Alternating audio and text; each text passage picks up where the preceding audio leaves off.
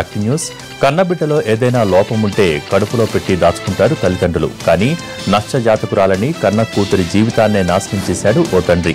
తూర్పుగోదావరి జిల్లా రామచంద్రాపురం మండలంలో జరిగింది ఈ ఘటన. మండపేట ఏఎస్ఐగా పనిచేస్తున్న రామాంజనేయులకు జాతకాల పిచ్చ ఎక్కువ.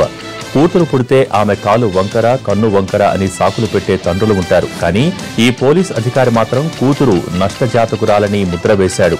ఆ పేరుతో పసిగుడ్డును అత్తమామల దగ్గర వదిలేశాడు. ఆ తండ్రి కర్కశత్వం ఇక్కడితో ఆగలేదు. 25 ఏళ్ల తరువాత కూతురు పెళ్లి చేసుకున్నా కూడా కక్ష సాధింపులు చేస్తున్నాడు. వ్యసనాలకు అలవాటు పడ్డ ముగ్గురు యువకులు డబ్బు కోసం దారి దోపిడీల బాట పట్టారు. సికింద్రాబాద్లోని ఆలుగడ్డ బాగ్ వద్ద వాహనదారులను బెదిరించి దోపిడీ చేస్తున్నారు. వీరిపై నిఘా పెట్టిన పోలీసులు శశికాంత్ కుమార్, కిరణ్ చౌదరి అనే ముగ్గురు యువకుల్ని అరెస్ట్ చేశారు.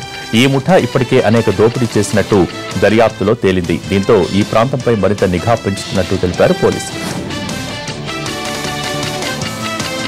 పశ్చిమ గోదావరి జిల్లా పెనుగొండ మండలం సిద్ధాంతం హైవేపై ఎంఆర్పీఎస్ కార్యకర్తలు ఆందోళనకు దిగారు. మందకృష్ణమాదిగ అరెస్టుకు నిరసనగా వీరంతా రోడ్డెక్కారు. తక్షణమే మందకృష్ణను విడుదల చేయాలని డిమాండ్ చేశారు. వీరి ఆందోళనతో ట్రాఫిక్కి తీవ్ర అంతరాయం ఏర్పడింది. నల్గొండ జిల్లాలో విషవాయువులు వదులుతున్న పరిశ్రమలను మూసివేయాలంటూ బైక్ ర్యాలీ నిర్వహించారు పవన్ ఫ్యాన్స్. చౌటుప్పల్ నుంచి భువనగిరి వరకు ఈ బైక్ ర్యాలీ సాగింది. పరిశ్రమలు విడుదల చేస్తున్న కలుషితాల వల్ల ప్రజల ఆరోగ్యం దెబ్బతింటోందని అంటున్నారు పవన్ ఫ్యాన్స్. తక్షణమే దీనిపై చర్యలు తీసుకోవాలంటూ ప్రభుత్వాన్ని కోరారు. కడప జిల్లాలో ఓ వ్యక్తిపై హత్యాయత్నం జరిగింది. మునేష్ పై గొడ్డలతో దాడి చేశాడు గోపాల్ అనే మరో వ్యక్తి. ఈ ఘటన ప్రొద్దుటూరు మండలం రామాపురంలో జరిగింది. గోపాల్ భార్య ఇంటి నుంచి వెళ్లిపోయింది. దీనికి మునేషే కారణమంటూ ఆగ్రహించిన గోపాల్ అతనిపై దాడి చేశాడు. తీవ్రంగా గాయపడ్డ మునేష్ ను ఆసుపత్రికి తరలించాడు. తెలుగు రాష్ట్రాల్లోని పలు ప్రాంతాల్లో భారీ వర్షాలు కురిసే అవకాశం ఉందని హైదరాబాద్ వాతావరణ కేంద్రం తెలిపింది. 2-3 రోజుల వరకు ఉత్తర తెలంగాణలో పలు చోట్ల భారీ వర్షాలు కురిసే అవకాశం ఉందని హెచ్చరించింది. తెలంగాణ, ఏపీలో తేలికపాటి నుంచి ఓ మోస్తరు వర్షాలు కురుస్తాయని పేర్కొంది. కోస్తాంధ్రలోని కొన్ని ప్రాంతాలకు విస్తరించిన నైరుతి రుతుపవనాలు తెలంగాణలోకి పూర్తిగా ప్రవేశించాయని, మరోవైపు బంగాళాఖాతంలో ఏర్పడ్డ అల్పపీడనం వాయుగుండంగా మారిందని చెప్పారు. వీటి ప్రభావంతోనే వర్షాలు కురుస్తాయని వివరించింది. ఇప్పటికే పలు చోట్ల వర్షాలు కురుస్తున్నాయి. రాజన్న సిరిసిల్ల జిల్లాలో భారీ వర్షం కురిసింది. సిరిసిల్ల పట్టణంతో పాటు వేములవాడలో భారీ వర్షం పడటంతో రాజన్న దర్శనం కోసం వచ్చిన భక్తులు తీవ్ర ఇబ్బందులు పడ్డారు. భారీ వర్షంతో ఆలయం ముందు నీరు నిలిచిపోయింది. వర్షపు నీరు ఆలయ పరిసరాల్లో దుకాణాల్లోకి చేరింది. వేములవాడలోని ప్రధాన వీధులైన శివసాయి నగర్, భగవంతరావు నగర్, సాయి నగర్, భవానీ నగర్ ప్రాంతాలు నీట మునిగిపోయాయి. మద్యం మత్తులో ఓ యువకుడు పెద్దపల్లి ప్రభుత్వ ఆసుపత్రిలో వీరంగం సృష్టించాడు. అడ్డు వచ్చిన కానిస్టేబుల్ ను చితకబాదాడు.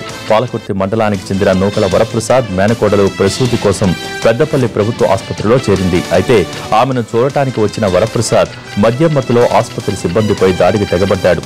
సిబ్బంది పోలీసులకు ఫిర్యాదు చేయడంతో కానిస్టేబుల్ సురేందర్ అక్కడికి వచ్చాడు. అయితే సురేందర్ పైన వరప్రసాద్ చేయి చేసుకున్నాడు. దీంతో అతన్ని పోలీస్ స్టేషన్కు తరలించారు. ఎంతిస్తావంటే ఎంత కావాలో చెప్పు, ఇది తమిళనాడు అన్నాడీఎంకే ఎమ్మెల్యేల బేరసారాలు. పళనిస్వామి విశ్వాస పరీక్ష సందర్భంగా సంతలో పశువుల కంటే హీనంగా ఎమ్మెల్యేలతో బేరసారాలు పెట్టాయి అన్నాడీఎంకేలో 2 వర్గాలు. ఇదే అదనుగా ఎమ్మెల్యేలు కూడా తమ రేటుని భారీగా పెంచేశారు. 2 కోట్ల నుంచి 6 కోట్ల దాకా అడిగారు. ఒకరిద్దరైతే మాకు బాగా పలుకుబడి ఉంది, 10 కోట్లు ఇవ్వండి అని డిమాండ్ చేశారు. తని అరసు, కుర్నాస్, తమీమున్ అన్సారీకి ఒక్కొక్కరికి 10 కోట్ల రూపాయలు ఇచ్చింది శశికళ వర్గం. ఓటు వేస్తే చాలు కోట్ల రూపాయలతో కోరుకున్న పదవులు, బంగారం ఇస్తామంటూ ఆశ చూపాయి 2 వర్గాలు. మూన్ టీవీ, టైమ్స్ నౌ సంయుక్తంగా చేసిన స్టింగ్ ఆపరేషన్లో ఈ షాకింగ్ నిజాలు బయటపడ్డాయి. విశ్వాస పరీక్ష ముగిసిన తర్వాత 2 ఎమ్మెల్యేలు మూన్ టీవీ ప్రతినిధులతో ఈ విషయాలు చెప్పారు. అధికారం దక్కించుకునేందుకు తమిళనాడులో జరిగిన రాజకీయ నాటకం అంతా ఇంతా కాదు. జయం మరణం తర్వాత రాజకీయమంతా రిసార్ట్ల చుట్టూ తిరిగింది. కొవ్వత్తూరు రిసార్ట్ దగ్గరైతే రోజుకో ట్విస్ట్. ఎమ్మెల్యేల్ని కాపాడుకోవటానికి శశికళ వర్గం రిసార్ట్లో అన్ని సదుపాయాలు ఏర్పాటు చేసింది. ఎమ్మెల్యేలు రిసార్ట్లో ఎంజాయ్ చేస్తున్న వీడియోలు బయటకు రావడంతో అసలు విషయం బయటపడింది. రిసార్ట్లో ఎమ్మెల్యేల ఖర్చే 400 కోట్ల రూపాయలు దాటిందని అప్పట్లో విస్తృతంగా ప్రచారం జరిగింది. ఇప్పుడు స్టింగ్ ఆపరేషన్ బయటపడటంతో ఆ ప్రచారానికి బలం చేకూరింది. మరోవైపు శశికళకు షాక్ ఇచ్చింది ఎగ్మోర్ న్యాయస్థానం. విదేశీ మార్గద్రవ్యం కేసులో వీడియో కాన్ఫరెన్స్ ద్వారా చేయనున్న విచారణలో అడగబోయే ప్రశ్నల వివరాలను ముందుగా ఇవ్వాలని శశికళ కోరగా ఈ అభ్యర్థనను ఎగ్మోర్ న్యాయస్థానం తిరస్కరించింది.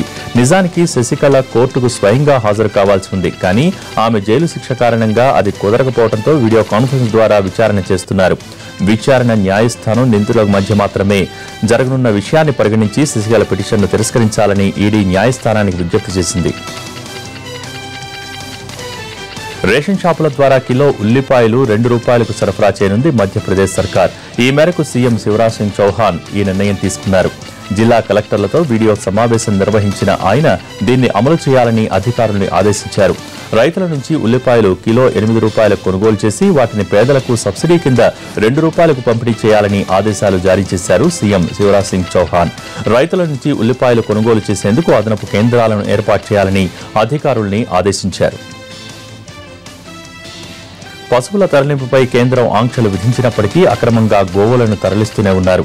రాజస్థాన్లోని బార్మర్ జిల్లాలో గోవులను అక్రమంగా తరలిస్తున్న వారిని పట్టుకున్నారు గో సంరక్షకులు.